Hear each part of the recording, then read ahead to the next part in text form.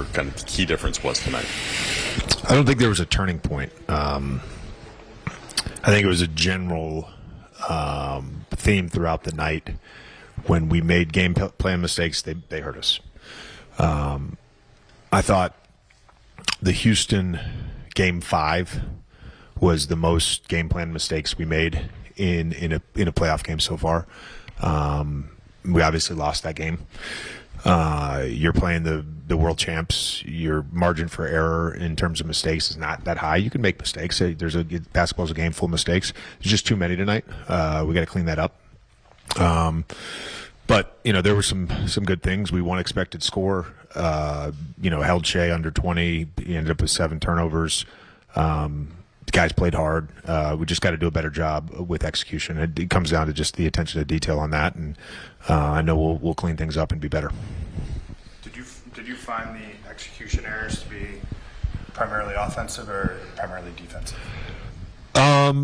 Primarily defensive. There were some things we did offensively that weren't necessarily what we had talked about, and sometimes ran a set and didn't do what we're supposed to do. But I mean that always is going to happen. I think the game plan defensively, when whether it was a coverage thing or Shea coverage, it just seemed like every time we didn't execute, they hurt us. And then the other point of that was, when they did get an offensive rebound, they absolutely killed us. We didn't do a good job of building back out on the offensive rebound. There was a report that Jed Vanderbilt suffered a full dislocation of his finger. How is he doing? I just talked to him. He's in as good a spirits as you can be in this situation. Obviously frustrated with what happened. In that moment, just like, I don't know, can you just sort of describe the amount of pain he seemed to be in? I mean, from where we were sitting, it looked like. Yeah, it looked. I went to go check on him because it just looked bad. I mean, he was audibly screaming, and knew he had done something. So we're obviously disappointed that happened, and it's just a freak injury. JJ, could you talk about sort of like the job that the guys did on Shea, and then obviously you said held them under 20, and they still outplayed you guys or outscored you guys by that much. Is that just sort of a testament to their incredible depth? Oh no, I mean, look, I think when we did our Shea execution, we did a good job. The rotations out of that weren't always great. They got good players. They shot 16 for 28 on non-paint twos. Again, we did some good things. I'm not that 108-90 doesn't matter to me. We lost a game. AR obviously didn't have his typical kind of a night. Is this just refining his rhythm after being out for a month, or what kind of do you make of that? Yeah, he didn't play well, but he's going to bounce back. He's a great player. You guys held them to 108. I mean, I'd say that probably would be well below their season average, their postseason average. Where do you think you can generate more offense in this series? We got to make shots. I mean, we got to make shots. 10 for 30 from 3. Austin goes 3 for 16. Thought Luke's passed some really good looks down early. Then don't turn the ball over. We had 10 turnovers in the second half. I mean, that's the other part. There's that third quarter stretch, and I think Austin gets an open 3 in the wing, misses what it could have to 3, and then they go down and kind of get the 6-point swing and then a steal. Is with just how potent OKC is, those margins, how difficult to contain are those bursts? Yeah, we hung around all night. I think we did a good job managing their runs. The game never felt out of reach to the very end. So we managed their runs. JJ, what did you think about kind of the shot quality that you guys were able to generate? Again, we won expected score, so it was good enough to win. And then you mentioned Luke kind of passing out some shots. I know you're constantly kind of trying to encourage him to take some of those open shots. Like, what do you kind of tell him now in the postseason to try to get him to take some of those that you... They come at you so many different ways. But I thought tonight's game, for a game 1, I thought the Lakers, held their own for a while, Geeter. In the first half, they fought well. They got some support from LeBron and, Marcus. But Oklahoma's they're just too good, man. They come at you in waves and they rebound the ball well. They turn you over. And the Lakers fell victim to that, especially, toward the second quarter and most of the third. I thought the game plan was great. You think about it, they held SGA under 20 points. Their highest point total was, 24 out of Chet.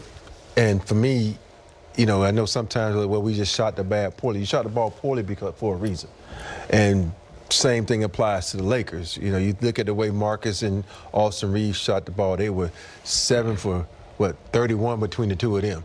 And if your two guards have that, that's not going to work. And you told Luke Kennard, and that's 1 for 4. So that's just a bad shooting for the guards. So, it's the first game on the road. I know the Lakers recently played in the playoff series, but they still had a lot of days off. So hopefully next game, those two guys can shoot a little bit better, because just keep, sometimes when you lose a game, you scrap everything. But I don't think they need to scrap anything. They just need to shoot the ball better. Yep. So I think the game plan, the whole SGA, how they did, it was perfect. You look at these margins, right, and OKC wins every quarter, +5 after 1, +3 in the second. So that gets you an 8-point lead.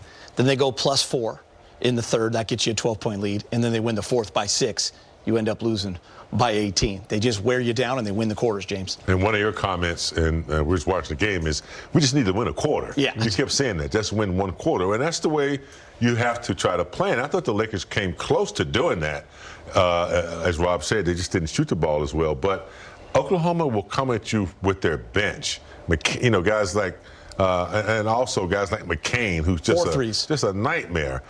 When their bench comes in, they don't lose a step. In fact, they play a little bit more aggressively defensively. So the Lakers, they didn't shoot the ball well. I think if they had shot better, it would have been a closer game. So it's one game. You can't just be bad on yourself, be down on yourself about this game. You look at the good, and you try to correct what you need to. Yeah, you look at OKC, 6 players, 4 of those on the bench with the plus double-digit plus-minus. Let's look at their trio. No Jay Will. A.J. Mitchell fills in and plays absolutely phenomenal. Shai Gilgeous-Alexander, Chet Holmgren, and A.J. Mitchell, they combine for 60 points, guys, but they do it 18 of 34, Rob, so the efficiency is there. Chet, 9 of 17 for 24 points, hit a couple of threes. A.J. Mitchell with 18 points, and Shai with 18 points. And Shai even said in the walk-off interview, they were rusty on offense after their 8 days off. I don't think it was, sometimes you want to say that, but I still say it was the Lakers defense. Yeah, Lakers played hard on defense. Yeah, because then you can say the rusty applies to the Lakers too, because their guards shut the ball poorly. And I think when you look at the game, sometimes home cooking helps. OKC has a great fan base. And so, I really want to say the one thing I was most proud of was the refs. The refs didn't give Shai a lot of those ticky-tack calls. He just go hunting for calls. I think that the game was called very well, but I just need the Lakers to play better. And they had 17 turnovers.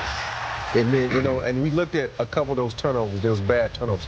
And then I always say a bad shot is like a turnover. They shot like 6 bad shots, and I'm not going to call people out, but they had 6 shots that they were ill-advised, which led to fast break point. And you can't have that. And you got to get guys to get back. And the other thing, you have to box out. We always talk about pay attention to detail. There's so many things when it comes to the second round of the playoffs that you need to up your antennas and pay attention to detail. You got to box out. You got to control the ball. You can't give up on plays, because there's a couple plays where guys kind of assume that their teammate was going to get it. So there's a lot of things that go into effect. But, I overall, I would give, Lakers a B+ for this game. I grade hard. Yeah, you do. You know that. But I felt like this game plan was good. They just didn't make shots. And James, listen, there are just moments in the game where you feel you could turn it or get the break to go to your side. Jackson Hayes gets the and one. It gets reviewed. It ends up being a charge.